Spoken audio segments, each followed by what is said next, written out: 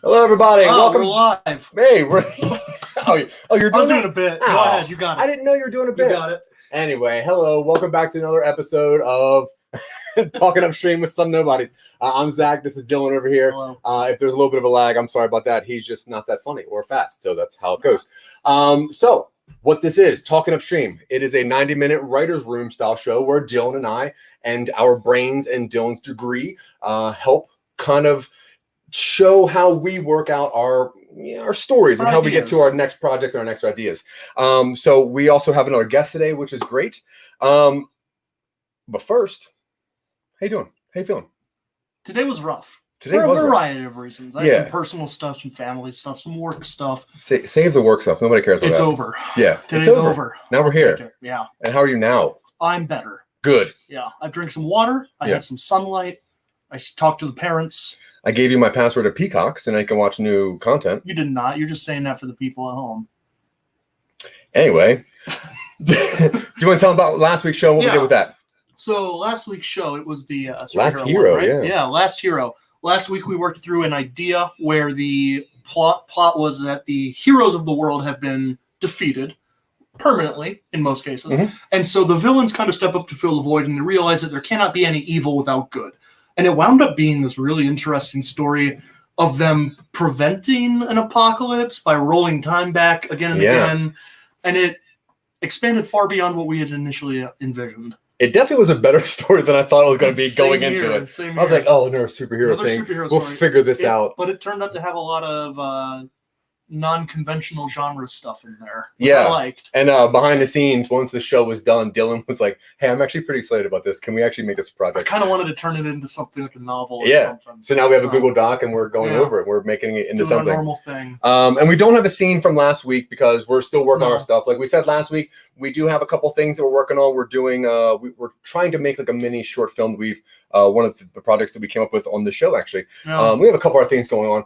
But first we want to get into our guests. So we want to thank IBM TV. Thank you very much for giving us time and space on your network to just let us ramble. You've let us talk far more than anyone else in my life has. Yeah, and I need friends. Normally they send me to my grandparents after this. I tried to, but they don't live as close. No, they don't. I'm not driving 7 hours in Kansas. So anyway, thank you to IBM TV for having us on there. And you can find us at somenobodies.com. But our guest this week is some of our friends, actually, because of a couple mistakes we made. Yeah. We've had a lot of conversations with these guys. But from the podcast Entertain This, we have our friends. We're going to bring them on real fast. Welcome Alex, Michael, and Nick from Entertain This. Hello. How's it going? Greetings. Hey there. It's actually nice to talk to you guys without any kind of lag or any kind of weirdness. This is so crisp. It's so nice. Yeah. Wow. I can hear you. I can see everybody. It's cool. So Entertain This real fast. Can I please get Nick to explain what this show is? Oh, no. You picked on me. I did. I didn't even have my hand up. I'm sorry. So Entertain This is a podcast where we encapsulate all things entertainment. That's kind of our unofficial tagline. Yeah. I think it was Michael or Alex who actually came up with it. It wasn't me this time. But what we do is we go into all these different media sources, all these different places that we get entertained, whether that's TV, Netflix, podcasts too. We delve kind of deeper into that below base level type of understanding with any kind of media that we watch and consume. And so we take a deeper look at what things are and kind of like, I don't know, we entertain this. We review all these things and then we ask you, the people, the viewers, the watchers, the listeners to entertain it. Mm-hmm. Yeah, that's cool. And, I appreciate that. Basically, like a quick little like cover on top of that is like we take a little bit of what we find enjoyable out of that, kind of just throw it out into the world and hope that people are entertained by both by what we throw out there and by what we're showing them, that they can find enjoyment out of it. No, that's cool. Yeah. So like we get together. Like the reason we have this show is so Dylan and I can actually have a way to create new content or to create an idea for something and hope that it's good. It forces us to turn up because we are now accountable to people. That's true. But Alex, what was the thought process behind getting this together to make this into a podcast? Oh yeah, for sure. So I've always kind of been interested in podcasting. One of the like podcasts that I listened to a lot around the time of the conceptualization of Entertain This was a podcast called Reply All, which is a pretty famous one. But I know that when listening to that show, I was like, man, I wish I could just like have an opportunity to like get together with my close friends and talk about something we were all passionate about. And I was at my job. I was doing some menial work, not really paying attention to what I was doing. And just like, I think I heard somebody a couple aisles over from where I was working just say like, well, entertain this. And I was like, entertain this, man. that would be a really good podcast about entertainment. And then I was like, oh, but there's so many podcasts out there that are just about like movies and TV. Like, how are we going to be different? It's like, well, what if ours was not just about like the regular entertainment industry, but it was about anything that brings you entertainment, like live theater or museums, paintings, artists, poetry, anything that brings you entertainment. What if we talked about all of it? And it would open so many doors to like endless episodes on things we want to talk about. And so I got together with my friends, Michael and Nick, and I was like, hey guys, I know that we already hang out a lot and I ask a lot of you, but would you guys want to be on a podcast? And they were both like, yeah, man, for sure. And the rest is history. We kind of turned Entertain This into a kind of, I want to say like an hour-long elevator pitch into something that maybe you're familiar with and you just want to learn more about, or I mean, it's entertain this ... because it's the beginning of a conversation. Yeah. So it welcomes you into this new topic. And it's like, hey, give this a chance. Entertain this. Yeah, that's cool. Yeah. Dylan and I, we met in like Boulder, Colorado, and we've kind of formed our basis out of there, and that's where all of our stuff comes from. Where were you guys when you met / are now? We all had a mutual friend, and we all met through that mutual friend, and then eventually we just kind of all became super close. Mm-hmm. So mostly D&D though, if we're being honest, it's mostly through role-playing games and the like. Tool for that. Yeah. Mm-hmm. Yeah, one of our earlier ideas was to create not a dating app, but a gaming team app that it works like a dating app where you could find like people around you that would want to join a campaign, because it is like a relationship. Man, what a great idea! It's $1 million idea. My first thought was like, that'll never work because the commitment level for a D&D game is way higher. Yeah, that's so true. It's fair. Oh, that's cool. Yeah, I find that in a lot of what Dylan and I do, we co-host a lot of shows together and this and everything. I do a lot of the talking. I'm not sure if it's because I'm nervous or whatever, or if I'm, I don't know, whatever. Do you find that one of you guys kind of takes over the lead more often than not? Yeah, I would say that we actually operate off of like a rotation where we have a different host for each podcast. So it usually goes like Nick, myself, Alex, and then we usually try and bring on a guest every month.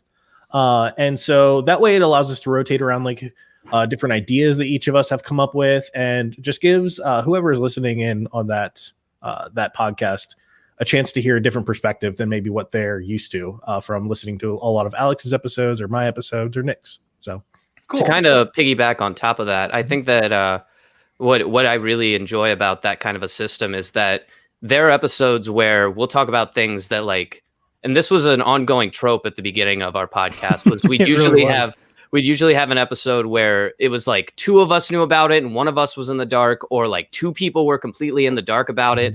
Rarely do we find it that all three of us know everything there is to know about the subject we're talking about. In most cases, one of us is completely unfamiliar, which makes that entertain this conversation like somebody gets to play the role of the audience member who is unfamiliar with it, which I think is really nice. So yeah, it's pretty spread out because of that.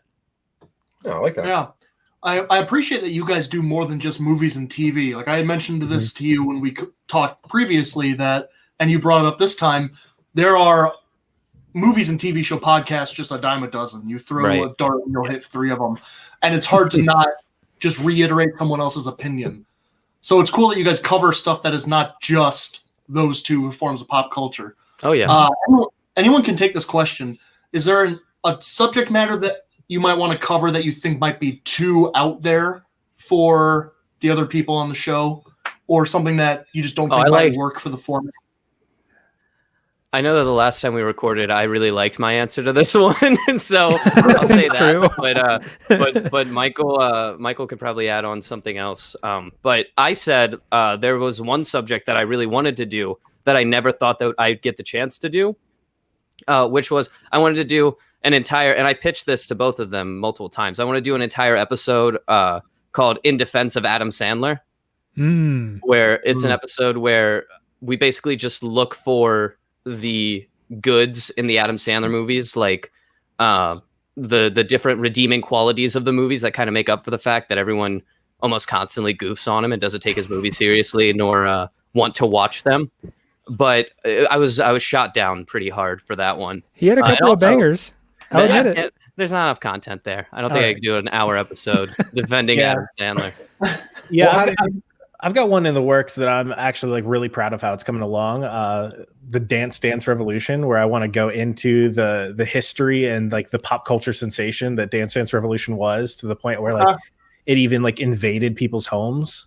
Like where I had a dance pad in my house, and that led to me like easily being able to do like expert level songs. I remember at a friend's house trying to play Halo 1 on his Xbox with his dance pad. You had to melee only because there were no triggers. That's so awesome, man. That's a challenge. It was. We didn't get far. Yeah, when I first moved to Colorado, the first job I took was a bartender job at a barcade, and they had 2 Dance Dance Revolutions. And the second we opened to the second we ended, there was people on that machine just stomping the whole ground, and it's just wild because it's like teens in there constantly. Yeah. It's such a crazy game. Now, Michael, do you think you're going to touch on other rhythm-based music games like Guitar Hero or 100%? Yeah, because Dance Dance Revolution like kind of is like a prelude to what I'm going to talk about. Dance Dance Revolution kind of served as the basis. No. But like, it's just a really fun fact and this is why I think we love doing this podcast so much, is because we get to talk about really stuff that we're very passionate about. Or just find really interesting. But like Dance Dance Revolution kind of served as the hopscotch into all these rhythm-based games that we saw dominate the early to mid 2000s and 2010s. So definitely. Now, do you feel that the launch point for the DDR was the Nintendo? What was that the pad, the foot pad? I remember I had one of the earlier games from the NES, and it was an Olympic game, and you had to like run and then jump and do hurdles and run, but it was with your feet, and it was almost like a twister board. It was like a yeah. Oh, the Wii. No, I think not the Wii. Oh no. I don't know anything about Nintendo, so shoot me for that. It's like the power pad. It was called the power pad, and it was 2-player, and you had like 2 people could whatever. It doesn't matter. Next question. Whatever. It's my stuff. Whatever, man. It's fine. Do you guys listen to the podcast? Do you have a favorite that is not pop culture related? And this is a correct only answer. Yeah, sure. I'm kidding. It's some Nobodies and all of the Nobodies. I did do it. And Silicone Angels, podcast, all those. Really enjoy them. Thank you. I just need that for myself. But another answer that I would give a serious would be, no, I'm kidding. There's a podcast, again, another really famous one, so I'm not the hipster bringing in the stuff no one's heard about. But there's a podcast that I'm hooked on right now called My Brother and Me, which is just like an Ask Abby if Abby were 3 brothers who were sarcastic and didn't have filters. Yeah, cool. Yeah, which I really enjoyed. They did the Adventure Zone, didn't they? They do also do the Adventure Zone. Yeah. Oh, it's another D&D one. Yeah. Dylan just sums up all podcasts for me in like a 30-second snippets. That way I don't need to listen to them. He has all podcast knowledge across all spans of the universe. I know that. Editing too much. That's it. Quick question. Well, Nick, let's go back to the one question that we asked. I guess technically Alex and Michael. What is like your nerd thing that you would like to pitch to the show, but maybe don't want to or can't? Oh, this is a good one. So I don't know who the impetus behind this is, but it was either Alex or me that wanted to do an episode on conspiracy theories. And It was both of us. yeah, it was kind of, I don't know if it ever is going to come to fruition, but if and when it does, that's like the red flag where we officially run out of ideas. As soon as we start talking about all these conspiracies where we're going to alienate 50% of our audience right off the bat, just in the opening line, right? But I mean, what's your favorite conspiracy theory? I mean, it'd have to be the JFK assassination. Ooh. Oh, I mean, you have like the CIA's account of what happened, but is that really what happened? I don't know. There are like new documents coming out for it all the time. We don't I need to turn know. this into one of those shows, but It's you know, crazy, it's yeah. just nuts. Yeah. And this is where I'll play the role of the audience and be the complete skeptic through all of it. And just Yeah. right. There was a second shooter. yeah. Dylan still makes me prove to him that the world is round. So Yeah.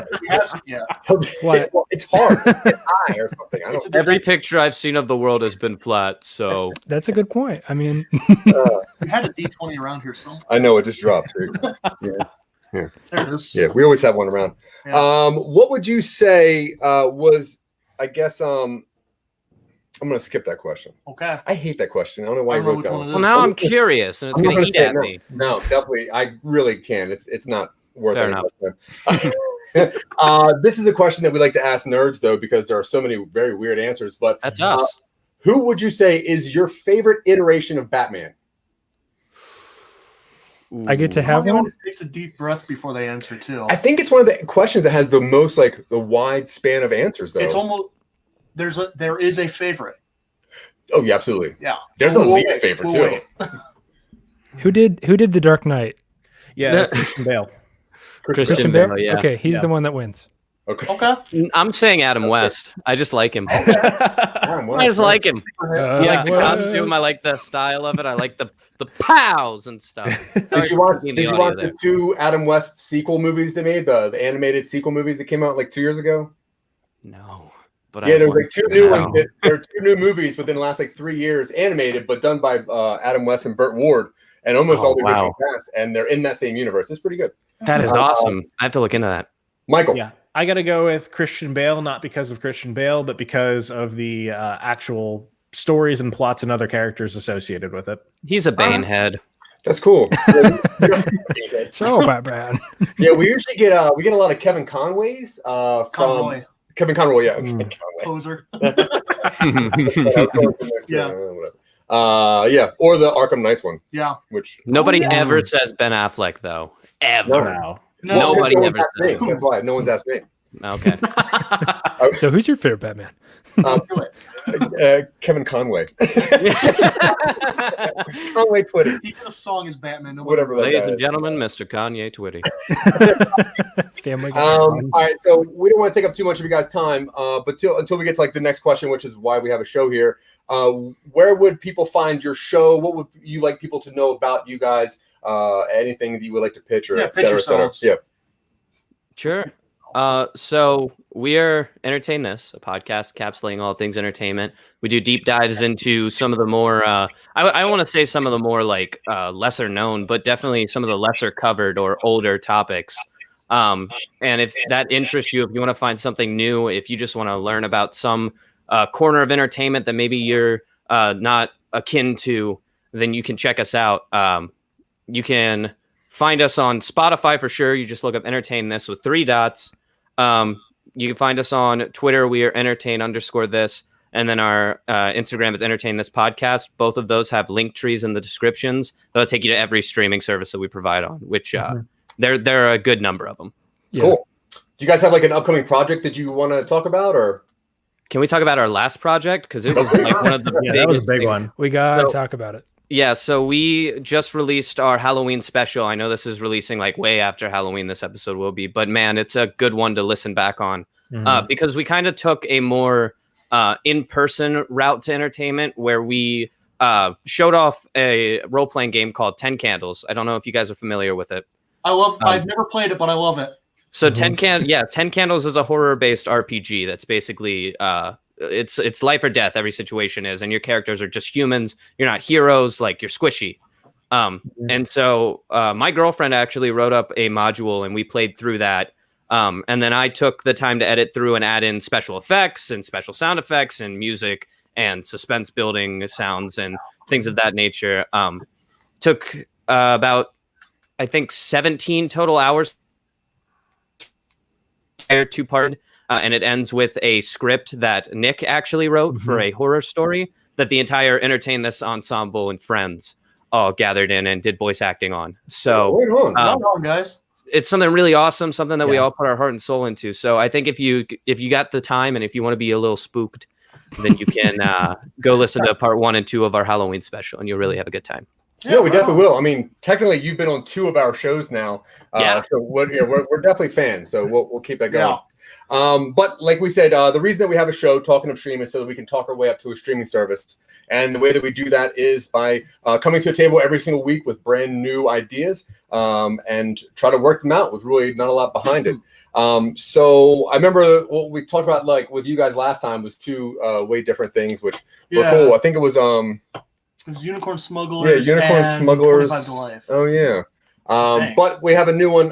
The one that I came up with this week for your consideration is I had this idea of almost like a shared dream space. Like when you went to sleep, through your dream, like a celebrity would be there. And sometimes, depending on you or that celebrity, whoever went to sleep first, you would either go into their dream or they would go into your dream. And I kind of had this weird thing where dream link with a celebrity, like a dream link. Yeah. Well, so to me, the coolest celebrity that I would want to dream link with is Jeff Goldblum. So, oh my God, you're so right. You're right on too many levels. I feel like that's like the most beautiful, like serene dreamscape ever. And if he's in mine, to my dreamscape, I have a good time. Well, that's a good impression. Thank you. I'm not sure yet. Okay. We'll just say shared dream space. Sure. Yeah. All right. So I'm pitching the idea of a shared dream space, some celebrity. Now, is this like a pay program? Like you pay for this, like a subscription? No, like you go to sleep and you don't realize it. They just happen to be in your dream and they're confused. It's not like being No, not like being John. You don't get to be them. No. Oh, that'd be great. No, it just happens. It's just one person and then a celebrity, and then they can dream in each other's dreams depending on who goes. And then I guess they probably would want to meet each other or something like that. I don't know. Good way to get it's like Inception rules. Somebody builds it, somebody just experiences it, but it depends on who gets there first. Right. All right. Okay. Less water, no kicks. Yeah. So what do you got? I had an idea. What if a spider hosted a talk show where he interviewed all the bugs he's about to eat? I really like that one. Wait, is it like super graphic or is it like kids? Either or. Like for kids? Probably not super graphic. Well, it depends. Are we going to pitch it to Adult Swim or are we going to pitch it to like PBS? We'll pitch it to anybody who wants to Anybody listen who to will it. take it. It's a spider talk show host. Spider interviews. Interviewing prey. Yeah, why not? Oh, cool. All right. Well, oh, God. Dylan always comes up with better ones. Spider show hosts. Yeah, sure. Okay. So the 2 ideas we're going to present to you guys are the 2 we just talked about. Obviously, the shared dream space, something, celebrity, something, who knows? We'll get there, maybe. Or Dylan's idea this week, which is a spider television show host that interviews his prey before eating them, I guess. Yeah. Oh, yeah. You know, dude, if it's a kid's show, that's kind of like educational and kind of cute. Yeah. Huh. There you go. All right.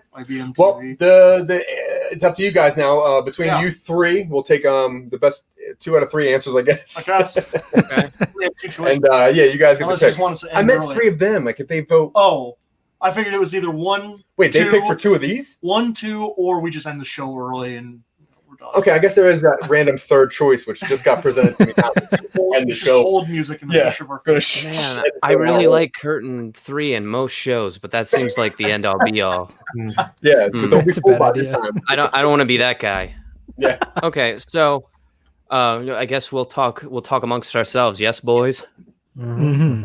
Yeah. Okay, so here's what I'm seeing is I think the shared dream space one kind of is like a Black Mirror kind of could be episodic and go into different stories each time.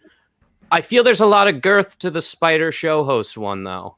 I especially like it as kind of an Eric Andre style, like off the rails kind of lose yourself in the spider's antics kind of a show. Yeah, what are you guys thinking?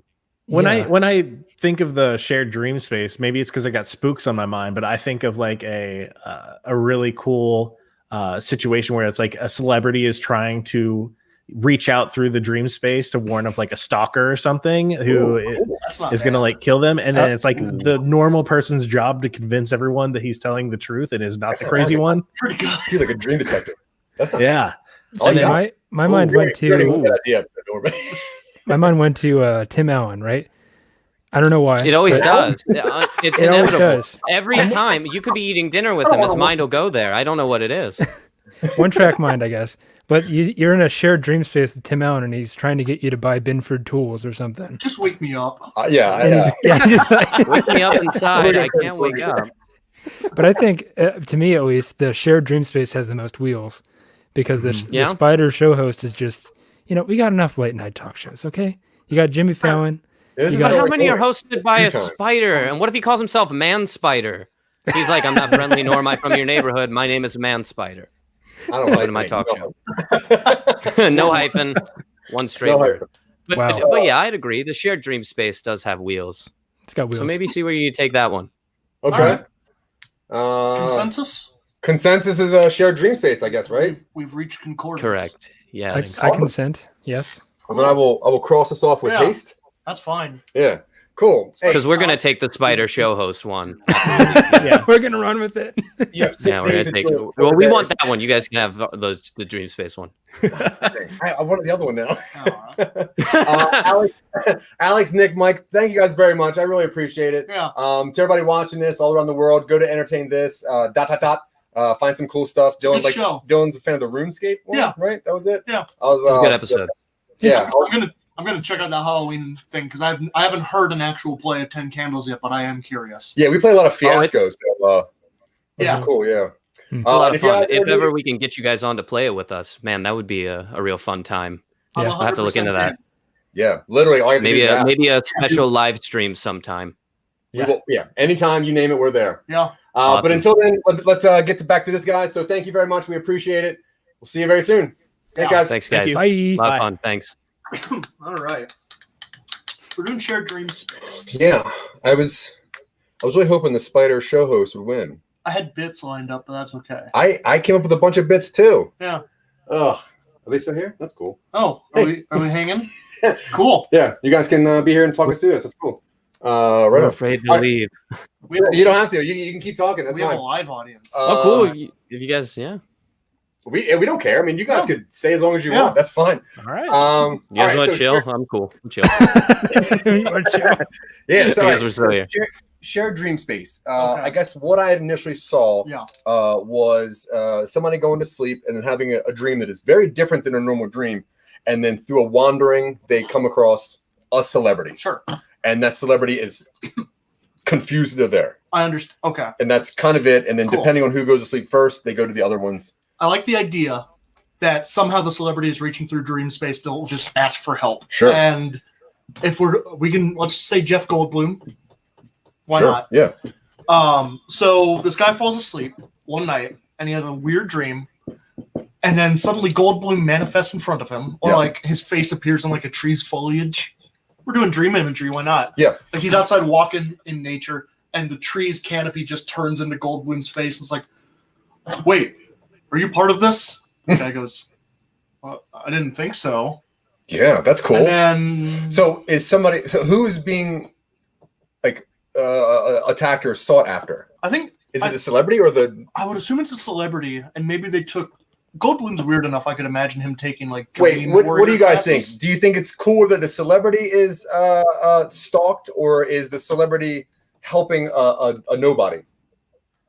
I personally am more invested in the idea of the nobody trying to help the celebrity because they have to overcome a lot more boundaries to try and make it seem like they're actually the one, like not crazy. Yeah, I agree. And if like it's a dream, do they know that they're in a dream, or is it like, oh, another fan has come up to me and now I'm here with you and we have to figure out what's going on? Oh, that's cool. Like, is Jeff Goldblum aware? Who knows? I love the impression. All right, cool. So Jeff Goldblum is in danger, and this person is going to try to save their life through a dream. So. Now, do they do this a lot, or is this their first time in the dream space? I think that question, the answer to that really changes what kind of story this is. Because if they're used to it, it's going to be, I imagine they are doing this professionally. Yeah. If they're not used to it, then it is just some average somebody trying to help a celebrity in dream space. Yeah, that's cool. Now, I'm assuming we want to make this primarily dream-based. It's going to be mostly in dream world. Because otherwise, I imagine the inciting incident is the dream message, and then the rest of it takes place in reality. Yes. But I'm not sure I like that. Not all of it in reality, because there has to be some in reality, because I would assume, based on what I think Michael said, was that if an NPC or like a nobody has to get to Jeff Goldblum in real life, it would be impossible. Yeah. So it would be cool if they're like, I have to get him in the dream space. Yeah. I really like this. That's not bad. So right?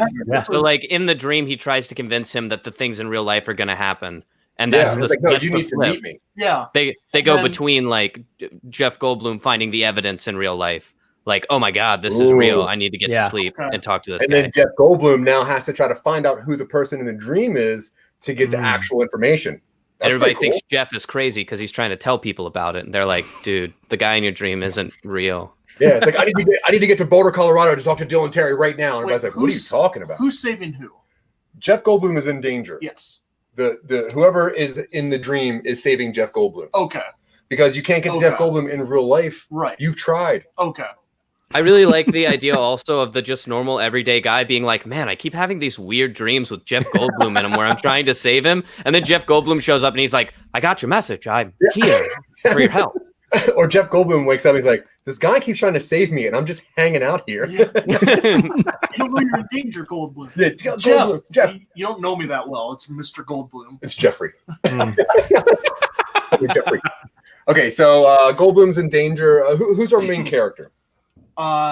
He is boy or girl, main character. What do you think? Boy, you don't want the audience to get confused with some sort of a romantic relationship with Jeff Goldblum. This is strictly platonic, or it needs to be a girl, and that needs to be stated.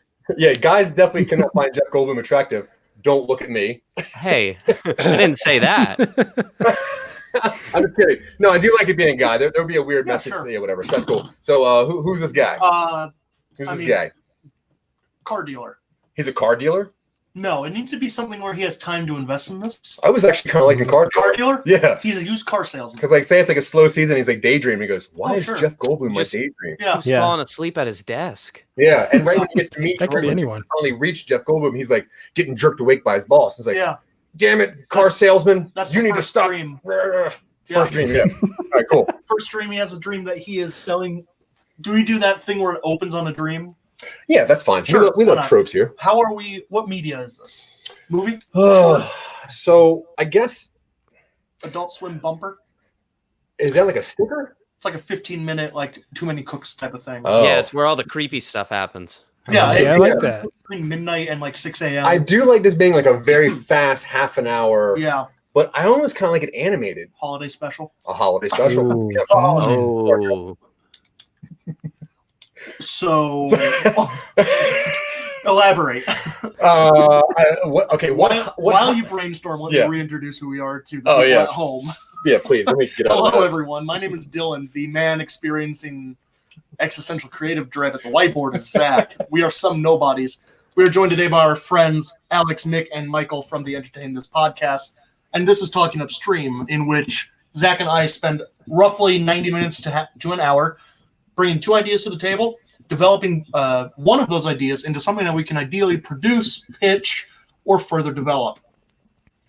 This week we are doing Shared Dream Space, in which Jeff Goldblum is in danger, and he shares a unique dream space with a car salesman named Craig. And Jeff Goldblum asks Craig for help, and we are here with input from our buddies over at Entertain This. Yeah, I like that. Cool. So yeah, I think it makes sense to open on a dream, right? Yeah. Oh yeah. Just Yeah, kind then of you could pull popping up the thing at the end where it's like, oh, it was all just a dream. Or you Oh. leave it just up in the air. Is he dreaming still? Are they Oh, out yeah. of the dream? Yeah. Yeah, Who knows? Oof. Yeah. He walks into the kitchen, Jeff Goldblum's spinning, and he goes, "I'm not gonna fall down." I'm not. Nobody cares that you don't like your wife. You gotta. I forget how the movie went. No, I think we're at the end of this. Like Goldblum, like starts liking Craig, and it's like, "You gotta leave me alone, man. I'm trying to sleep." And he's just like, "Oh, I was thinking. I was never here. I was never here." And you hear him blend in something in the dream Oh, that's kitchen. cool. All right. So it opens on a dream, and this guy Craig is at work, and he's daydreaming, and he has a dream where just in his dream, it's a normal setting for him, but for some reason, Jeff Goldblum is there, and he's doing that John Travolta meme thing where he doesn't really know like where he's going, and right as he goes to approach Jeff Goldblum, that's when he wakes up. Yes, but I think at some point, just before he wakes up, Goldblum should look at him and go, "Wait, are you not part of this?" And he snaps awake. Like Jeff Goldblum. Oh, that's Ooh. good. That's Like very that. good. Good hook. That's a good hook. Write that down. Yeah, I am. What do you type up while I'm doing this? This is IMDb. Oh, okay. No, I see it now. Hey, he types like me. He's a Sergeant Peck kind of guy. Yeah. I like that. Okay, so how do we know that that they both know that one of them is in danger, though? We have I think to. the second dream. I think they start Mhm. weirdly sharing a dream space, and in the second dream, Goldblum's like, maybe the third dream. The second one is them kind of goofing around, and the third one, he goes, "Hey, this is serious. I know we've been kind of taking this funny. I'm in danger. There are people in my house, and I'm asleep." And it's like, "Why are you asleep?" "I don't know." Wait, Jeff Goldblum tells Craig that he's in danger? Jeff Goldblum tells Craig that Jeff Goldblum is in danger. I think that it might be better that Craig tells Jeff Goldblum he's in danger without him knowing. That Goldblum's in danger? Yeah. How does he know that? I don't know yet. Okay. I just asked you that. Oh, Might I interject for a moment? Please. that's why you're I think here. it's important that Craig is somehow tied to the problem. If he's a used car salesman, I want to say he's having dreams of Jeff Goldblum maybe getting in a car crash due to a faulty something with his car. He's like, I have to sell Jeff Goldblum a new car. Oh, And crazy. Jeff Goldblum is like, "Well, this guy's trying to sell me a car in my dreams. How could he be helping me?" A It's new like, no, you used don't car. understand. I like that, actually. He's just Goldblum with a car. In his dream? He's getting into a dream Wait, car. so he's almost incepting Jeff Goldblum into a sale. And then you have the Yeah. opportunity for all of these dreams to be like that thing where it develops every dream he has, where like the first dream is like Jeff Goldblum getting a car. He's like, "What are you doing in my driveway?" Oh, And then See, in I the like second one, that. he's like driving off and he's like, "No, something's about to happen. I can feel it." I like that, but I guess as like we were kind of just talking, I had this idea that what if like Craig is up to Jeff in the dream, he's like, "I don't know why I know this, but you're in danger." And then Jeff Goldblum's like, "No, I'm always in a car. danger's my middle name." It's like, no. Oh yeah, that seems very in character for Jeff Goldblum too, to like not take it seriously at all. You know, Yeah. Danger is my middle name. So- And I was almost thinking that this would be maybe in a weird way, like a sequel. You know what I mean? Like, say Craig knows that he has this power for some reason. Yeah. And he goes to sleep and he sees Jeff and he's like, "No, not Jeff Goldblum. Not this time. Not Jeff Goldblum. I got to stop it this time." Not after last time. Yeah. Where Sean Connery lost it. that's too, Well, I'm just Oh. saying. I feel like it has to be like he dreamed of like a bird dying, and then he dreamed of like his like grandpa dying, and everyone's like, "Yeah, that happens when like people get old," and like the bird was a weird coincidence. And then it's Ooh, Jeff. yeah. Goldblum. He's like, "You have to hear me out. This one's important." I was thinking that he has dreams that celebrities die, but he can prevent it. So like Yeah. Jeffrey Dean Morgan or some B-list celebrity. Jeffrey Dean Morgan's dead? No. Oh, good. But in the universe of this, he could be. Oh, true. Okay. Ugh. Oof, I got sweaty for Really? a second. I love Jeffrey Dean Morgan. Really? Mm. He's going to be an awesome almost Batman soon. Oh yeah. 100% agree. Yep. See? He's gonna be Bat. Well, yeah. Jeffrey And Dean Morgan. in Flashpoint, so he's Thomas Wayne, and in Oh, Flashpoint, right. Thomas Wayne's Batman because blah blah blah. Anyway, let's get back to this. WB won't return my call, so I don't care. WB? Well, they don't like it when you call them Warner that. Brothers. Yeah, they're the Warners. WB? The B. Mr. and Mr. Warner. So, okay, so do you think it's better that maybe Craig has a power or a premonition, or that I like that Craig's power is that he has a premonition through by having people appear in his dreams and pulls them in. So Goldblum, the first dream is when Goldblum acknowledges Craig. The second dream, Craig tries to get his attention, and Goldblum goes, "Everything's so vivid. How did this? I thought that that dealer was too good. I thought, he really understood the quality of the product. This is really vivid." He reaches up to touch a tree, and then it turns into like a piece of a ham or something. What? Ham trees? It's a dream. Is that what you dream of? Ham trees? No. Green eggs and ham. Kind of hungry. I didn't realize how hungry Dylan was before we did this. Is it a ham tree pizza? No. Oh, cool. All right, so dream one is okay. So what would you say? I guess the ending of this is going to be that he saves Goldblum, right? Right. But I like to think that Goldblum saved him. Well, there's a. But can he save himself? Do you think that Goldblum should be saved at the end of this? Is that how this story should end? Or Depends. Do you want to set it up for a sequel? Well, I don't want Goldblum to die, though. I kind of like that. I kind of like. Well, spoilers. I kind of like that Back to the Future, like Doc laying on the ground and he pulls out the note and it's all taped up. I kind of like that ending for this, but like in a Goldblum kind of a way. What if He gets a note from Goldblum? He gets a letter and he's just like, "Thank you."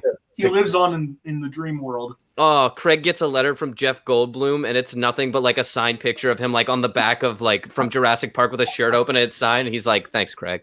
It's just an apology for Jurassic Park 2. Nice. I'm not going to take the bait. I'm going to say Goldblum survives. Sure. Yeah. Mhm. That makes sense. I do like the given the letter thing. We can probably try to work that in somewhere. I think that's cool. What if the letter thing was like one of those ads you get in the mail from a used car salesman?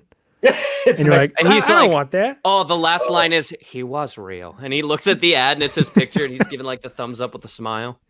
Or he's like, maybe he wonders if like he actually saved Jeff Goldblum and he goes out and the advert is for like the next Ford Goldblum and like Jeff like buys all car companies. All right, so he is saved. So Goldblum's saved at the end. So what we do in this part of the show is try to use some of Dylan's writing degree to kind of tell people like how we get to where we're getting. So use it somewhere. Right. So would you say that we could go down some sort of arc structure, or what do you think we should do? If we're making this a short, yes. Okay. I think why not? In general, the arc. If I can make this short. I mean, in general, the story structure exists because people resonate with it. Yeah, true. This one could be a really basic 3-act. We could do 2-act where there's a big turn in the middle. Do you think we could? We've been doing a lot of 3-act stuff recently. Yeah. How are you feeling about it? I mean, I like a 3-act structure, especially if we're trying to get like a 30-minute thing. Then we could break it down to 10-minute chunks. Yeah. So what would you say the first 10 minutes of this is? I think the first one, Craig has a dream with Goldblum in it. He doesn't believe that Goldblum is an entity. He believes that he dreamed Goldblum. But at some point, Goldblum turns to him and says something that makes him feel like an observer. Like, "Oh, wait, have you always been here?" Mm-hmm. Cut. He wakes up. He has to do used car salesman stuff. That night, he goes to bed. Goldblum is there again. And I think at this point, Goldblum is like, "Hey, you're that guy from earlier." And that kind of brings Craig into the reality that Goldblum might actually be an entity as opposed to just something he created. Okay. But I think Goldblum is too wrapped up in being dream version. Maybe he's lucid dreaming or something. So he's just like, normally I don't share this with people. Bye. And then he flies off or something. He sprouts wings. All right. So you're saying in the first 10 minutes, we have like 2 dreams, right? The first dream is the acknowledgement of what's happening. When he snaps back to life, I guess then it's him trying to figure out a solution or what his path is before the second dream. I think when he snaps back from that first one, he just writes it off. Okay. He's just like, "Yeah, that was weird. I don't normally dream about celebrities." And then dream 2 is what? Dream 2 is Goldblum. He goes into the dream state or whatever, and Goldblum is there, and Goldblum goes, I guess I mean, are you going to be here long? I don't normally like to share this. And Craig is like, "Wait, did I not dream you?" And he goes, "Did I dream you?" And they have their, mutual acknowledgement. And then Goldblum kind of brushes them off. It's like, "Well, just don't. I'll be over here in my giant sandcastle," or whatever Goldblum dreams about. I'm sure we can find out something. I think it is a giant sandcastle, actually. Yeah, why not? All right, so this would be the meeting where Goldblum, and now what we're saying that Craig at this point knows that Goldblum is in danger. Yeah, I think something should happen where Craig wakes up and is like, "Wait a minute, this might be the only way to let him know that he's in trouble." All right, entertain this, guys. What do you think the danger should be that Goldblum is in? Is it like some kind of body thing, or like an accident, or what do you think? What's the danger? I think the problem that we're running into is that it has to be something that Craig knows that Jeff doesn't know, which is difficult if Jeff's the celebrity. I think that kind of puts us in a corner of like Jeff has to be like away from technology or like on a vacation somewhere, and they're like his career's in ruins or something. Right. Unless for some reason like Craig's power is that it's the same thing every time. Right. Mm-hmm. Like say like it's always like some prostate cancer. So every time Craig sees like a celebrity, he's like, well, you can't swerve away from prostate cancer. Why did that come out? We'll say a car accident. You okay? That's dark. I'm just sweaty. What if Jeff Goldblum was getting abducted by aliens? Because he was in Independence Day, wasn't he? Alien abduction. Yeah, sure. Craig can always predict alien abductions. Yeah. Okay. Cool. It happens. I mean, that's all I'm saying. Yeah. No, I'm with you. I'm down. What if it just every time he dreams of someone, they disappear? Just They disappears. just disappear. Oh, it's like a Stranger Than Fiction type thing. They bring Goldblum back. We've already had him. they abduct him and then they bring him back down. And they're like, never mind. All right. So Craig's power is that he, if he dreams of somebody, then that person either gets abducted by aliens or goes disappearing. Right? Yeah. They're the same thing. Yeah. We could just make it like a vague, like every time Craig dreams of a celebrity, just like they die, just in a certain way, kind of like in the same same frame as like Stranger Than Fiction, where it's like it's just like he gets hit by a bus or like he falls down a flight of steps, or it's like basically Craig just knows like you need to be more careful. Yeah. Cool. All right. I like that, because if somebody were to come at me and be like, I had a dream about you, be more careful, I'm like, shut up. Also, my name's not I'm going to go run with scissors. Shut up. I have a big stunt to film today. Let me do it. It always smells like gas in my apartment. I'll hoist this. I'm going to light this up. Yeah. I'll hoist this anchor if I want to.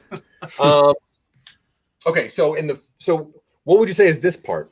I say that's when he realizes the threat against Goldblum. Or like he wakes up and he goes, I got to find him. Okay. So this is when the clock starts. Yeah. Okay. I think so. So if this we're is doing short, then we might as well. Yeah. So this is the realization point. Yeah. Realization. Yep. There you go.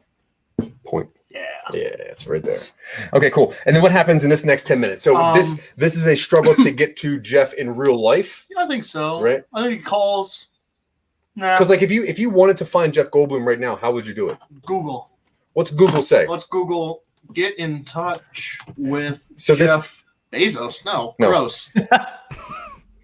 Actually, you know what? We could use his help right now. Do we want Jeff Bezos? No, we don't, because that's not going to end well for him. No, also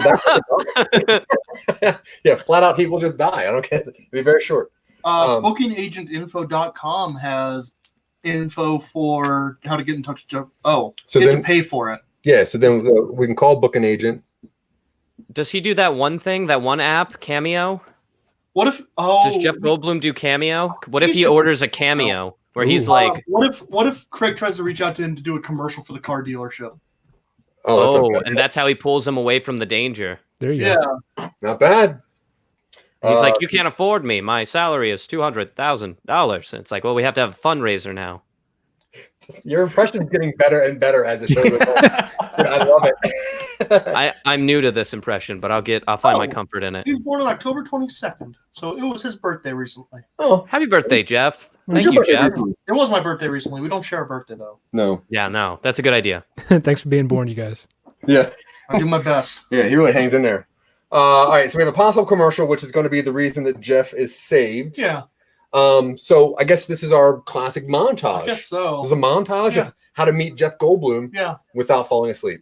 I think it starts with him trying to do it without falling asleep, and then eventually he's like, I'm going to screw it. I'm going to save some time. And he falls asleep. Maybe they can only share dream space if they're both sleeping at the same time.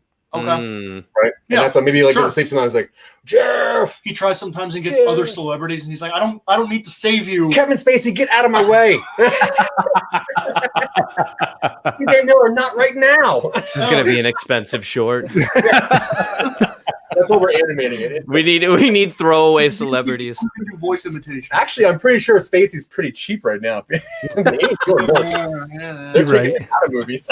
You're right. Replacing him with a cartoon cat. It's really weird. And House of Cards 5 got really weird. Yeah, sure. President Garfield. Turn into an AHA video. When he like started a war with Russia. So, what are some other ways that he can get to Jeff Goldblum in real life? He turns into a stalker briefly. Yeah. You could just get in a car and drive on over to his house, or Yeah. Yeah, but where does Jeff Goldblum live? He lives in a giant shoe. What if there's a convenient sweepstakes there you go. for lunch with Jeff Goldblum, and he has to find a way to like hack the system to Yeah. win the Wire. sweepstakes? I got the Goldblum ticket. Is it a thing where like he's outside like, I'm never gonna meet Jeff Goldblum, and then the wind picks up and it hits him with a newspaper, and he's like, wait a minute, meet Jeff Goldblum. Classic. Goldblum ticket joke, and everybody just kind of washed over. I'm that. sorry. It's Say- okay. Wait, say it again. Nah, the time. Say it again. The moment's passed. I We- really like the Goldblum ticket joke. I did hear it. It brought joy to me. If we could just take a second to appreciate that. It was a Thank very you. good joke, and I talked over it. I That's all apologize. right. I do like the idea of a newspaper hitting. Well, let's write down face. Goldblum ticket first. Okay. I think that it needs to be some kind of a Willy Wonka and the Chocolate Factory thing where Jeff Goldblum is endorsing this like weird product, Cheese. like Goldblum Golden Flakes, my new Goat cereal, cheese. and like no one's buying it, but you have to find the ticket inside the box. Yeah. It's like those commercials that Tommy Lee Jones does for candy in Japan. Yeah. He does, yeah. What? Tommy Lee Jones is apparently huge in Japan, so he does commercials for candy. I gotta feel see like this. everybody's huge in Japan. If there's one human being I would never take candy from, it's probably Tommy Lee Jones. He looks like an old, soggy, like baseball glove. Kevin Spacey. Ew. It's expensive candy though, so that's a different. Okay, so we know that the middle is going to be a montage to getting him, and then we're going to say what that this last third is going to be. He gets him for a commercial. He tries to train Goldblum in like how to fight off abductors or something. Goldblum's not interested. He goes, "Listen, I only care about being a star." Goldblum does. Goldblum, I have the Goldblum standard. Oh, Yeah, and then Craig is like, "Oh, that's why we're doing this. I'm training you for a commercial for my used car dealership." I need to learn. Like interesting, very. All right, cool. Krav Maga. So when does Goldblum show up for the commercial? Probably at the very end. Why not? It's like a will he show up or did he die kind of a situation, and that last shot is him Ooh. like stepping out of the car and then Intense. black. And he like a bowling ball falls from an airplane right next to him. So this is what this is commercial training. Yeah, Yeah, this is so weird. It's less dreams than I thought it would be. Yeah, Do we bring dreams back somehow? I think so. I think. what we if can, the dreams are like echolocation of how he finds Goldblum instead of like needing like a way that he finds him? He like slips into the dream and then like tries to get it out of Goldblum. There's the Eiffel Tower in the distance. Do you think he's in Paris? Well, either Paris or Vegas. What's more likely for Goldblum? So Goldblum's Ooh. dreaming of where he actually is. He's got recent events in his dream. Maybe he's daydreaming. Or maybe he has to like pull it out of him by like changing Goldblum's mind and where he's thinking so that it transforms. Yeah. Cool. All right. Yeah. Where do we go from here? Do we want to add a subplot where someone finds out about Craig's power and is trying to use him to get to Goldblum? To get him Like into Craig his has own. his own peril. Yeah. So this guy's trying to get him to get to Goldblum to do their other car commercial. There's a rival car dealership.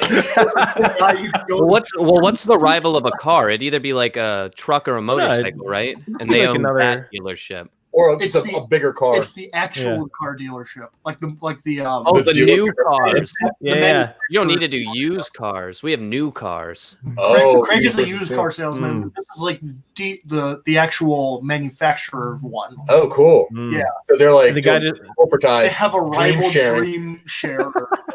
Okay, this is getting weird, but sure. It Yeah, is. I like- So, That's when we were going in. I didn't think it was gonna be rival car dealerships, but rival yeah, sure. car dreamers.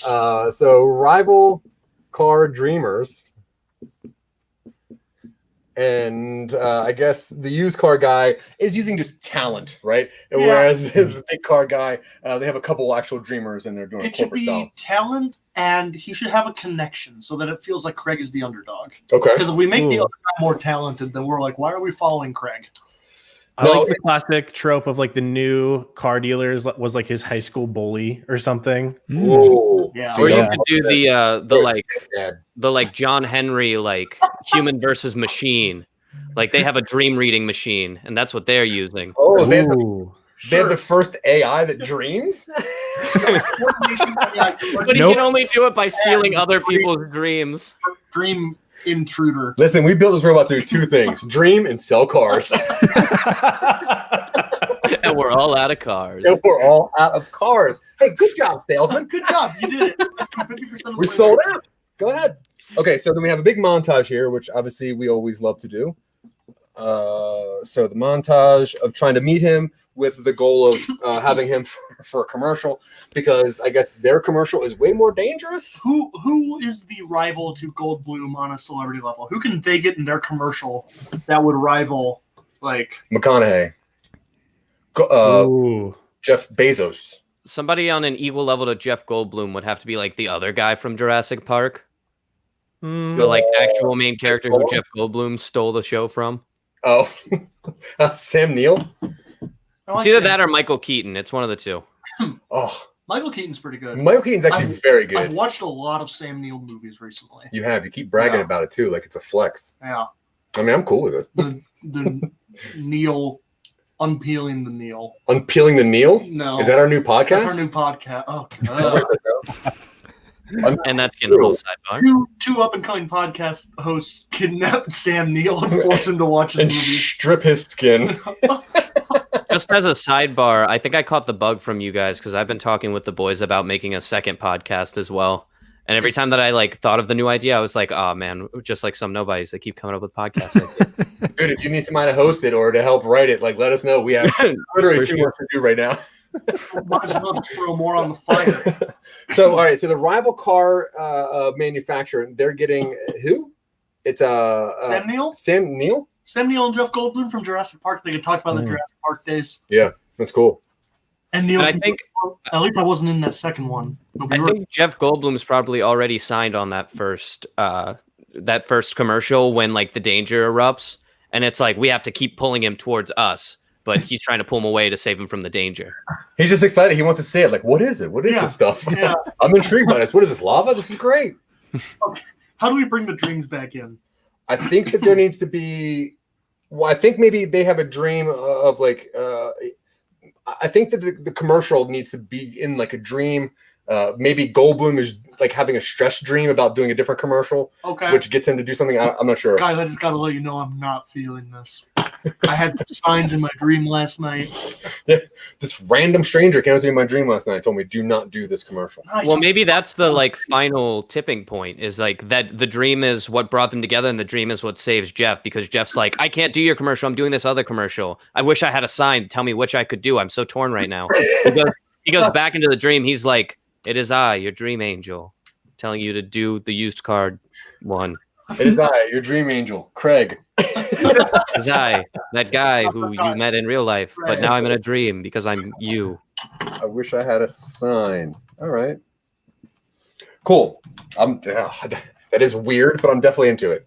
I think that we probably need like another character, right? We probably need a character who knows Craig that maybe doesn't believe in his powers.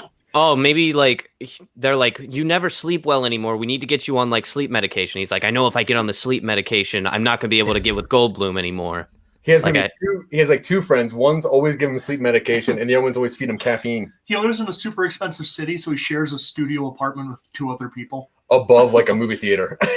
It's like, Jeez. Just the worst. Yeah. It's next to the train tracks. And you find out at the end that's why he keeps having dreams about Jeff Goldblum as they keep rerunning Jeff Goldblum it's movies. just Jurassic Park 2 on loop. It's can got never trains sleep. running past it on both sides. Why not? We're going. It's like we're I going, just want to meet Jeff again. we're going total slapstick on this. Why Yeah, not? this is fine. This is ridiculous. I like it. What else do you think we should throw into this thing? I think I like the idea of the opposite dream team Mhm. from the other car company trying to get Goldblum to do their commercial. So at some point in the dream that Craig is having, where Jeff is in it. At some point, the other dream people are in that same dream. I think so. I think it plays out like this. He has the first dream where Goldblum's like, "You shouldn't be here." Second dream where he goes, "Hey, I'm part of your dream. We should be acting together." And Goldblum's like, "Never mind. I'm going to go do this." And he turns into like a Griffin. Mm-hmm. Yeah. Third dream is when they kind of come to an accord, and they see there's another group of people off in the distance and they're like, and they have like a harpoon. They have a net. They have a weighted net. There he is, guys! Get him! Get him the net. And they're like, "Wait, what are you doing?" They're trying to capture dream, you idiot. All right, so when is that? When's dream number 3? I think dream 3, when Goldblum and him have like a sit down and have dream coffee together, is at the start of Act 2. All right, so this is dream 3. That's dream 3, which is them coming to an accord, and it's like, "Yeah, I'd love to work with you sometime." And he goes, "I don't work with people." He doesn't. He wakes up and he goes, "I got to get Goldblum in this commercial. It's the only way to save the local small town car dealership in a small town with a studio apartment that has trains running on both sides." Classic. People are sick of trains. Get a car. It's one of those like train roundabouts where it's like, why not? They have the only apartment in the entire city that has this. This is clearly the worst apartment. They're in the middle of it. The owners refused to sell, so they just built the train tracks around it. It's a historic landmark. You can't take those things down. That lone studio apartment. It's literally a single room. That's a structure. Like actually, it's not even the whole building. It's historic. It's the 3rd floor. And then, so he wakes up and he's like, "Hey, man. Hey, guys. I've been having weird dreams." And they go, "Yeah, you're talking about Goldblum in your sleep." And he goes, "Yeah, because he needs to be in a car dealership because the local mom and pop car dealership is about to close down. And Goldblum will give him the weight to sell all these Hyundais." Sure. And that's because if he doesn't do this other commercial, he's going to die. Right? Sure. Okay. Yeah. And then these guys are, what's the bad dreamers trying to get Jeff Goldblum into their commercial for? Exposure. To blow up a car with Goldblum in it. Live. Ooh. Yeah, and he doesn't know it. Why not? Yeah. That's homicide. Yeah. But that's It was an later on. accident. Think of the exposure though. Mm-hmm. Yeah, the director's going to go to jail, but think about how many people are going to say the name of our car that day. It's manslaughter. That's true. Man dies in Ford F-150. We round it back to good old manslaughter. All right, so why does the rival team want Jeff Goldblum in their commercial? Because he's famous and it'll drive sales. But is this commercial what is going to kill him? They love money. I think there has to be a scene where they're at a like round table. They're all in suits. Yep, corporate board. And they're like, we have to find a way to get our car or the name of our car to be a household name. And they're like, well, celebrity deaths always go viral on Twitter. What if a celebrity died in our car? It's like, okay, well, we don't want to get like a big celebrity because what if a great movie comes out with that celebrity? And it's like, all right, we need like a B-list celebrity, but one who's like still good and like everybody knows and everyone will be sad about. It's like, oh, Jeff Goldblum. Yeah. All right. Boardroom scene. Evil boardroom scene. I'm imagining that as a round table with a black background and a spotlight on the table, and there's just a bunch of suits. V for Vendetta. Yes. Oh yeah. So maybe it's not even like a commercial. It's just like a stunt. They're like, we have to get Jeff Goldblum in one of our cars, and we have to make it look like an accident. Yeah. It's like, look, we'll just give a bunch of B-level celebrities our car. Whoever accepts it will blow it up on film. I think they should go after Goldblum. Oh, just target. Yeah, Cool. I think they should target Goldblum. Yep. Targets. That way, they're not going to divert if Goldblum becomes too difficult. True. Also, if more than one celebrity took it, they'd have to kill a bunch of people. Yeah. Like, Well, that's what the sequel is. We'll get to that. we already got rid of Mariska Hargitay last week. Mariska Hargitay? Did she do things after the Love Guru situation she was involved in? How dare you reference that movie around me? You said it's your Thanksgiving movie. I know that's Spider-Man 1 by Sam Raimi. Oh, true. It's the best Thanksgiving movie ever made because it's a Spider-Man movie set at Thanksgiving for some reason. Yeah, that's a cool movie. All right, what's the last third though? Last 10 minutes. Dream escape for Goldblum. Some clever sort of like maybe they just offer up a C-list celebrity. They put a celebrity in front, like to die instead of Goldblum. I don't know. Here, take this guy. Here, take Kevin Hart. What if Craig sacrifices himself, dresses up as Goldblum, gets in the car, and we don't know it's Craig until it shows his face? And he has to hurry up and fall asleep before he dies. He does. And we see him try desperately to fall asleep, and then the car explodes, and we don't see it, and everybody's sad. And then it's the end with Goldblum, and he goes to sleep, and we hear Craig's there, like, "Hey, hi, Hey, I did, no, but you know what I mean. Yeah. You know what I mean. yeah. Or it's just like, finally you're asleep. escaped into the dream Or world. Craig goes to him, it's like, hey, and Jeff's like, who are you? And then Craig's like, I guess it worked. It was all a dream the whole time. Oh. There it is. That's the trope. I like it. But we need the last 10 minutes here. So No, this is I like the idea that Craig like swaps with Goldblum, where he puts up. It has to be dumb. It has to be like a rubber Goldblum mask. an obvious body swap. Yeah. And then he's desperately trying to fall asleep in like the driver's seat, and his hands are duct taped to the wheel. It's Craig's hands to the wheel. Bad guys. Oh, because I think it's Goldblum. Yeah. Okay. They're live streaming Goldblum test driving one of their cars, and nobody knows it's supposed to explode except them. Oh, cool. All right. That's like a Disney Plus episode. Them and Craig, because Craig knows somehow, and that's why Craig's able to maybe stop it. Disney Plus is definitely going to air Jeff Goldblum Well, exploding in Jeff the car. Goldblum has a show on Disney Plus. I know. Well, they show him driving a car. Oh, do they? Yeah. Oh, I haven't watched it. Well, he like talks about tattoos and ice cream and all cool hipster stuff. Yeah.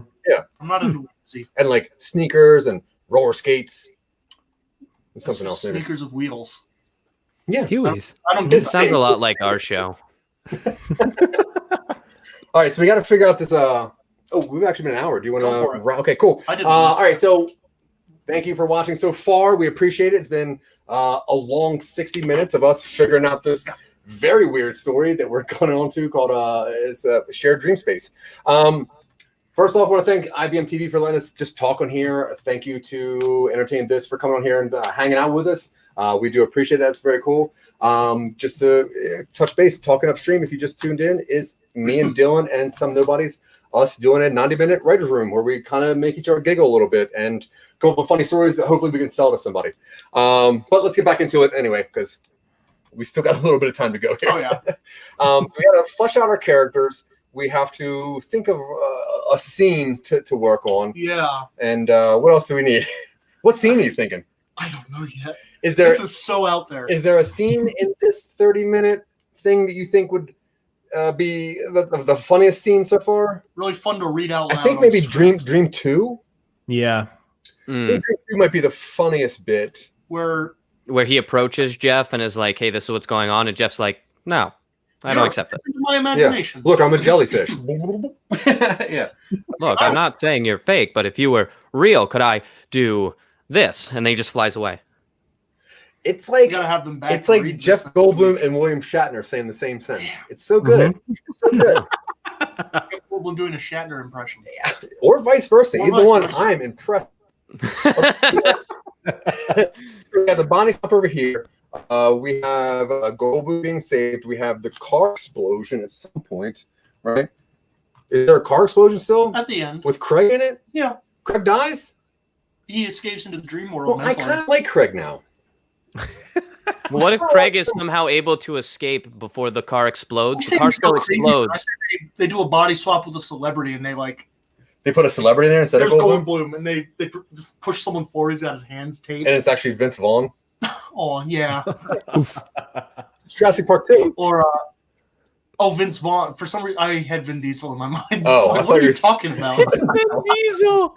Dude, we could blow up Vin Diesel any day. Yeah, That'd be he great. could. Well, no, Yeah. he wouldn't because his contracts. You can't blow Vin Diesel up. You're not allowed It's to. it's illegal. Vin Diesel says in his movie contracts that he's not allowed to lose a fight. That's true. He cannot take Wow. more punches than thrown. No, That is Huh. in his contracts. Wow. sorry, I'm good. What? I just got a little dizzy. From doing what? I don't know, sitting. You're dizzy from just sitting Yeah. there? Stop typing so fast. I can't. Okay, so we have this weird body swap thing going on. We have so we're saying we're gonna put a different celebrity in here so that a celebrity not? dies, right? Yeah. Lesser celebrity.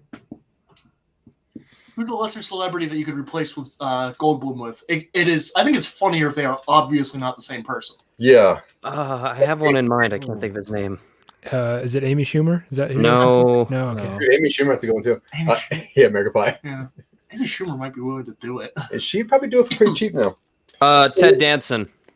Oh, Ted, I love Ted Danson. he is a treasure. But yeah, I would kill Goldblum to save Ted Danson. Ooh. Those are strong words. And I'm going to say him again harder. Later, not right now. Oh, okay. Yeah, off mic. Okay, that's probably a good idea. I don't want to know too much. What about John Goodman? Ooh. Thin, I kinda fat like John Goodman or thin John Goodman? Like, Oh, fat. Preference. It's whatever. 10 Cloverfield Lane John Goodman. Yeah. Crazy survivalist John Goodman. and that's like nowhere near the same look as No, it's Goldblum. not. Yeah. All right, so we're going to put John Goodman in They here. don't bother gagging him. He's just like, what are you talking about? All right. Fred Flintstone, John Goodman. There you go. They convinced him it was going to be a reunion script. A He table brings that read. moose hat. It's like, It's a table read for the reunion, and he goes, "Where's Rosie O'Donnell? Good, I didn't like her anyway. Did Moranis finally come back?" Moranis is over in the corner buying a Oh my car. God, Rick Moranis played Barney. Yeah. Yeah.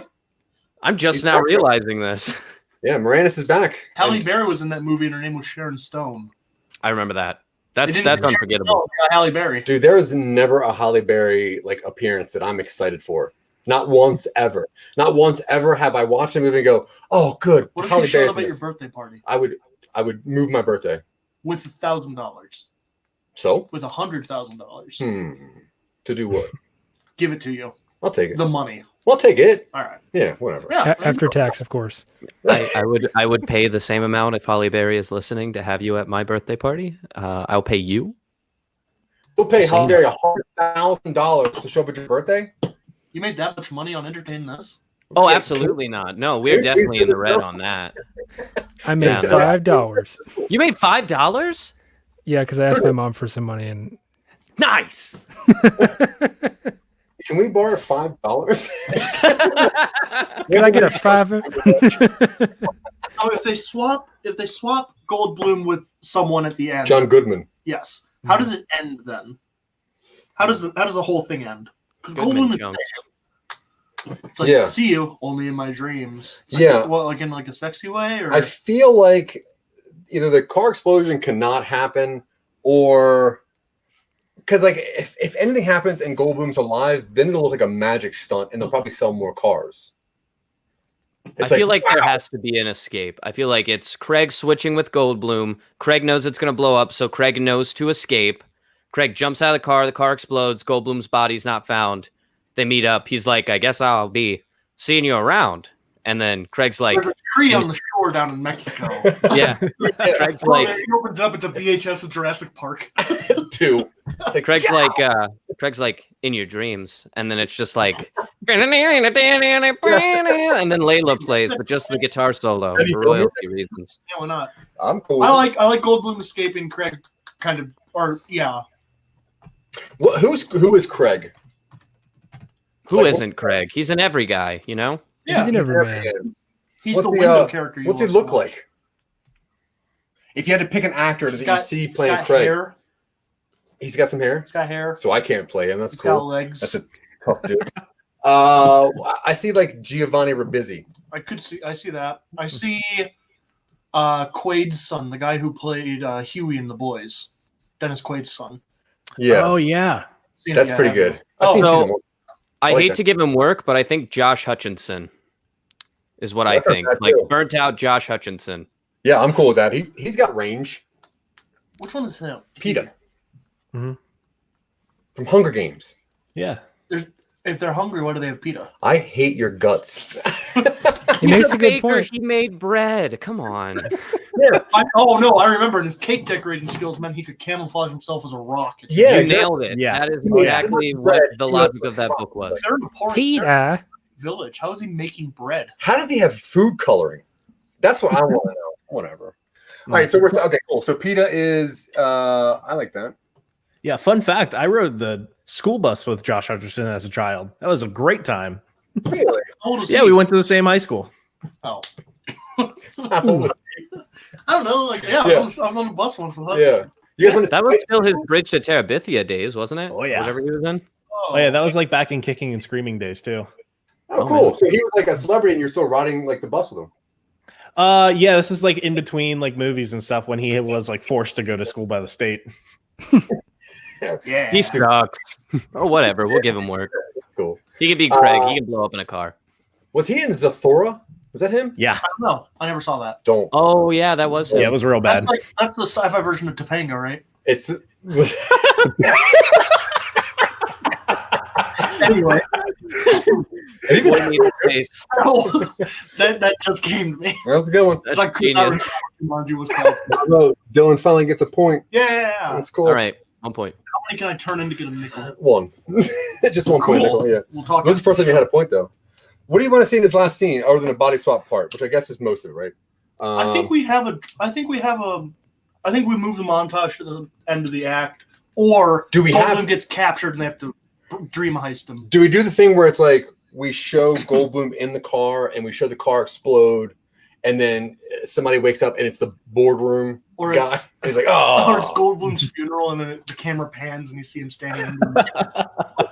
And All then right. Michael Caine shows up and is like, I always thought let's But go if to the he- cafe. But if he dies or fake dies, then the evil board gets what they want. Yes, yeah, So you're right. I don't know if that can happen, and that's the problem that I'm having. Because like if it goes right, they win, and they can't win because that means Craig loses, That's fair. and Craig's an every guy. What if Jeff Goldblum at the same time as this explosion that's obviously being live streamed shows up on some like News 24 weather report where they're just like really windy out here today, and then Jeff Goldblum's like walking in the background and that goes viral and they're like, Jeff Goldblum wasn't even there. Who was in the car? We don't know. The body was destroyed because of the explosion. It's pretty good. And then in the box under the tree is actually camera tape from like the boardroom saying, "We'll just kill Goldblum." Yeah. And then Craig's greatest superpower was being a nobody. See, fully wraps around. That's so good. Cool. All right. Well, what do we got to fill in then? I think that's. I think most we of need it. to. We need to go through start to finish and say what the plot is here, so we can get it straight. Yeah, I think we need our character. Because my notes are very scattered. Yeah. All right. That's cool. Okay, so we're gonna start this thing. We're gonna open up. It's like an animated thing. We're gonna see a very weird dreamscape. It's almost Seussian, if more teal and metallic for some reason. We're going to see Jeff Goldblum sitting in what he thinks is a bench on the side of what he envisions as a pond. And we're going to have Craig slowly walking up to him.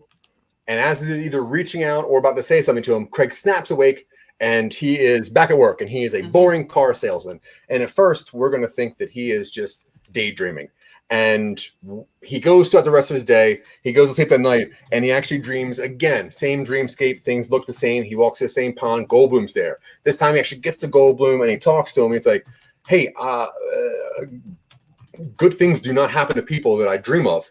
And Goldblum's like, "I don't care. I'm a flying hippopotamus." And then he dips, and that's beautiful. And then he wakes up the next day, and he goes, "I have to warn Jeff Goldblum somehow."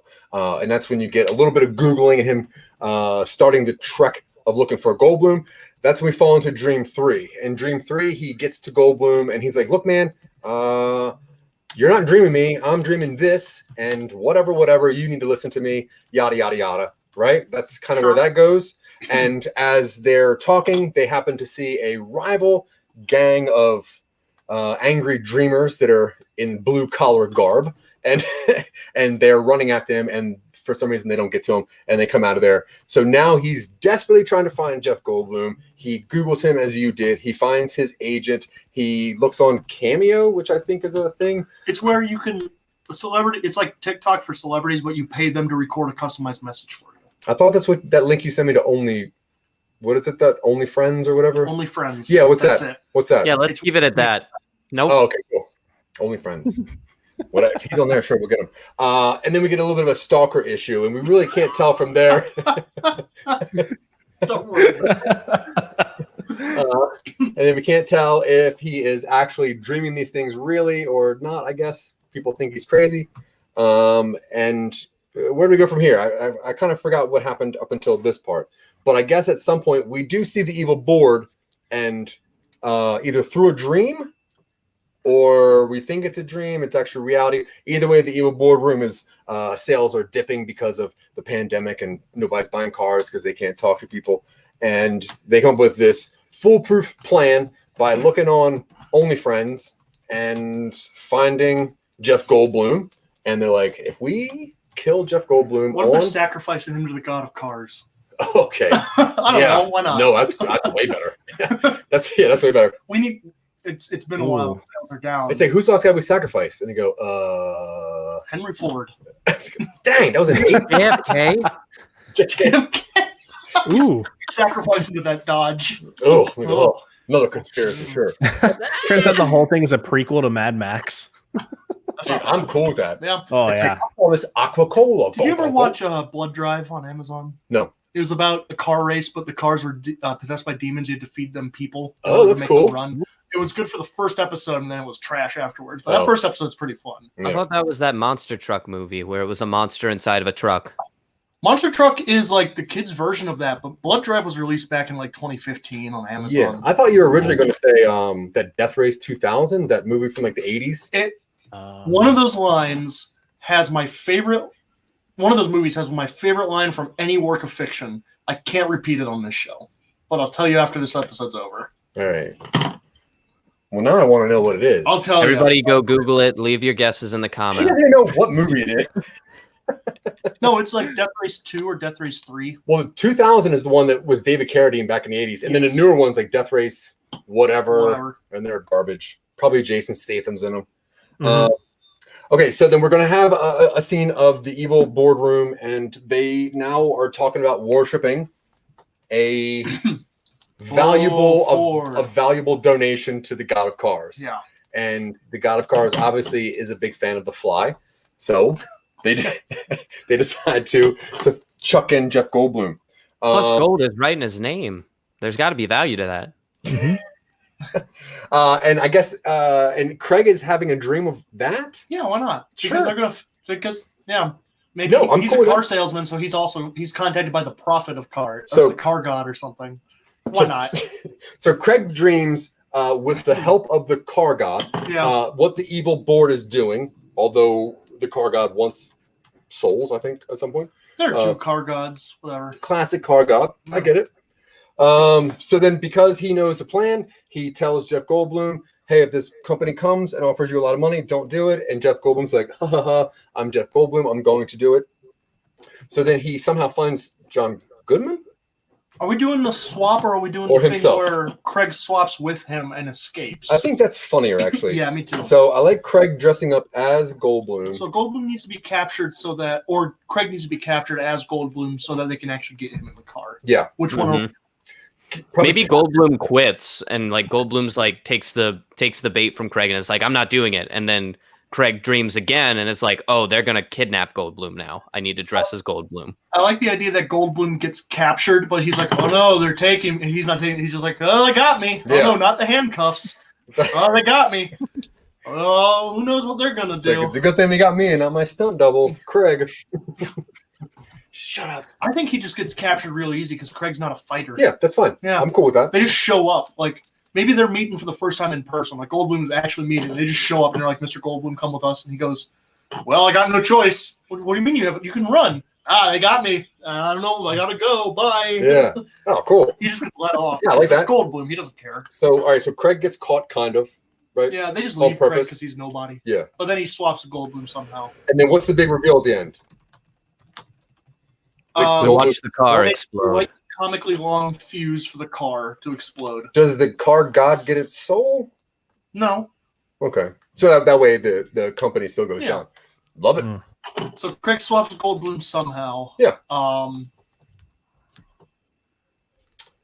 He was in the trunk the whole time of the car, and he like pops out through the back seat, and he goes, "Jeff, you gotta go through the back seat." No, I don't think that works. Yeah. Because then they could just both leave. Right. One of them needs to be in the car to convince, or not in the car, but you know what I mean. Yeah.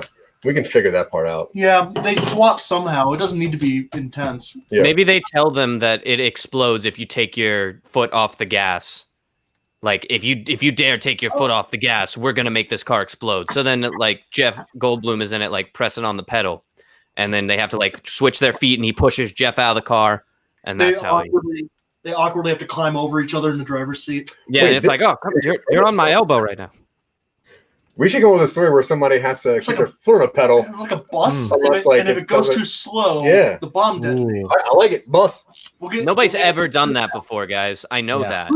Who's really big now? I think Keanu's really big. Yeah. And we need someone who hasn't been in a whole lot but is really well regarded. And especially one who's ready for a comeback. What about like Sandra Bullock? From a lot of congeniality. Yeah. Miss Congeniality. We'll call it Velocity.